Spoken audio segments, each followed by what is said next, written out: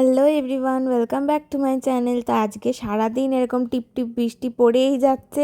সকালবেলা ঘুম থেকে উঠেই খেলাম ডালের বড়া আর ডালিয়া। মা হেভি বানিয়েছিল ডালিয়াটা।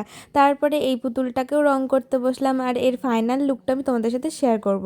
সন্ধেবেলা তারপরে বেরিয়ে পড়লাম দশকর্মা করার জন্য। হঠাৎ করেই ঠিক করা হলো যে গুরু পূর্ণিমার দিনকে আমাদের বাড়িতে পুজো করা হবে, নারায়ণ পুজো। তো ছোট করেই করা হয়েছিল আর কি। তার জন্য বৃষ্টির মধ্যে আমি, বাবা, দিদি বেরিয়ে গিয়েছিলাম। দিদি গিয়েছিল জিমে। তো তারপরে দশকর্মা করে দেখো বৃষ্টির মধ্যে কোনো রকমে আমি আর বাবা সব কিছু কিনে টিনে এখন হচ্ছে ঠাকুরের জন্য টুকিটাকি কটা জিনিস কিনলাম। তো ঠাকুরের জন্য একটা কানের দুল, এই মুকুটটা তো খুব সুন্দর, আমার এক দেখাতেই পছন্দ হয়ে গেছিলো। আর এই পিঙ্ক কালারের শাড়িটা একটু বড় হলেও এত সুন্দর লাগছিলো যে এটাই নিলাম আমি। এটা হচ্ছে পুজোর দিন সকালবেলা উঠেই আমি শাড়িটারি পরিয়ে দিয়েছি। আর কেমন লাগছে তোমরা কমেন্টে বলো। পুজোর ব্লগ আসছে খুব তাড়াতাড়ি। Bye bye.